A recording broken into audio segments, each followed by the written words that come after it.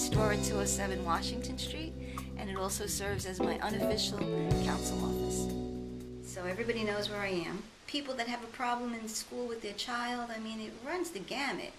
Somebody that had a mouse. I mean, and you know what's really good about this too is that there are people who, they're going to have a foot operation and they're alone, and I know that. I follow up with them, and one woman across the street, I said, "How are you, Susie? You're okay? You need anything?" I really feel like having butter pecan ice cream. And I go when I get ice cream, or I send one of my sons to go get her butter pecan ice cream and bring it up to her. And those are the kinds of things that I absolutely love to be able to do. This is the limit that they can do. Other than that, we'd have to go to somebody else, and it would cost us money. So I didn't know what situation you guys are in as far as finances, so I said, okay, I'll just, Yeah, me too. The part that there are parts too when people come to me. I mean, I don't have a magic wand, and I wish I did. So when people come to me and I know I can't do something, or I'll try, and then I hit a brick wall for whatever reason, some things are just not doable, fixable, and but I tell them. I don't string somebody along, and you're on the back burner. I keep in touch with them, and I say, look, I called this one, and I'm trying this. I didn't forget you, because I can't stand when people say, well, I called this one, and they never called me back, and I don't do that. I call you back, whether you like the answer or not, I'll tell you. I couldn't even. It would take me months to tell you how the 6 years evolved into 9 years, the experience. Somebody said to me the other day, you didn't have internet in the 1980s, the early 1980s. How did you go about doing what you did? Because it's so difficult for one first-time, normal, healthy, white infant adoptions. And I had called DIFUS, and I got the catalog for New Jersey, and because some states deal with New Jersey, some states don't. And I called up every agency that dealt with the state of New Jersey, and I got on the phone. Well, there's a 10-year wait, and you better have $10,000 today. And I would say, well, send me the application anyway. They'd try to discourage you right off the bat. And in my optimism, I always thought that was a ploy. They just want to see how much I want this baby. And that, I think that attitude got me all through the process. The first process took me 6 years to get my first son, and 9 years to get my second son. I wanted a child, but I really didn't want an only child, because I wanted that baby to have somebody that they can lean on if anything like that should happen to them, because I know what it was for me, taking care of my mom and then my father. So, and chances are sometimes they even, born siblings who moves to California, and they're not that close, but I wanted to give them the opportunity to have that bonding this way, if anything in the future. So I have 2 boys, and it's the best thing I've ever done. It's my greatest accomplishment.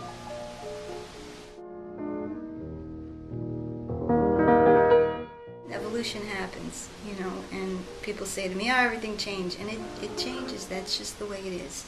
But you have to change with the change, and you have to address the new problems that come with the change. I think some people like to perpetuate that division, people that are divisive, but to me, we're all human beings, we're all people, we're neighbors, we're friends, we're community-minded. There's a lot of good people who really want to serve the city. The worst part is the politics, that goes on, between people who, favor a different faction. That's the worst part of it. I think, when people put themselves out and run for office, I think that it's a commendable thing, and I admire anybody who does that, whether we agree politically or not. So it's a shame that we can't, like I sit on subcommittees, and we work very well in subcommittees. And I have maybe 2 people with me who are on a different political fence. And I often walk out of the meeting and say, I really wish that we could have this kind of relationship at the council level and not have to think that we have sides. Well, the planner is exactly that, a planner. And there's no plan. They're going to have the public meetings and derive from the public what they'd like to see. So there's no definitive plan yet. New Jersey Transit has their plan, but as far as the planners, they want to incorporate what the transit wants and what the residents want and what the council can accept. And that's why that firm, WRT, they articulated that at the meeting, and I think that their presentation came across that way, and that's very important to us.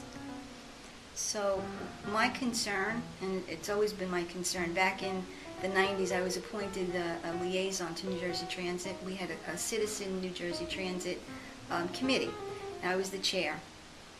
And you know, people say, well, talking about it for so long and nothing is happening, and really it's finances, but it's also, can you imagine that area? There's 30,000 people that go through that area every day, twice a day. And any construction or redirection, it's really going to be chaotic. And I think that's why people stood back after a while. This is probably 15 years people are talking about this. So, and my worry is just that. When reconstruction starts, they want to reroute the buses, and you know, there's a lot of chaos that's going to happen in that area. And that's why the phases, you can't absolutely do it in one shot. You need to redirect crowds. It's not going to be an easy process. It used to be taxes was the first problem, and parking was the second. Now they're neck and neck for the #1 spot of what needs to be fixed in Hoboken. So I cannot justify taking 50 spots away from my residents. How do I justify that? You have these cars. There were 20 of them already in the garages. They've been in the zip car. They've been in town for a while. The premise of putting them in the neighborhoods was to give them exposure. And so these are cars that get exclusive spots. Right. Hertz gets some contract that was devised that Hertz gets an exclusive spot. It was up to the council people where they wanted them in their wards, which was fair. I put some in my ward by request from people. But people complained about losing their parking spots. Absolutely. You got to draw a balance. You can't cater to one segment of the population.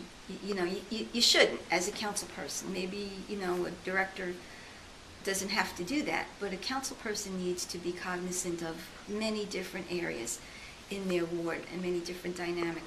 So my suggestion was and I gave the director and I gave the rest of the council probably 20 locations, several in the first ward, where there are already surface parking lots where people use and go in and out, and I think that they are basically, if you want advertising, they're the best situation. Because they're high traffic areas. Absolutely. ShopRite, A&P, CVS, Rite Aid, people go in and out all the time. So if you truly wanted to be, the advertising part of it, I think that's the best spot to do, the Walgreens now.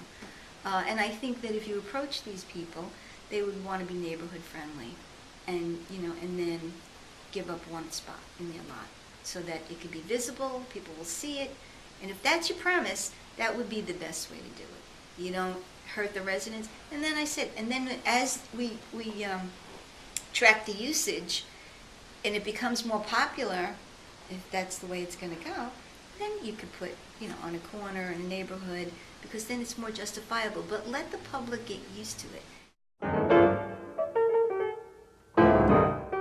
I've lived in this house all of my life, and there was the Barbary Coast where there was 275 bars from Observer Highway to 4th and River, and we never knew it.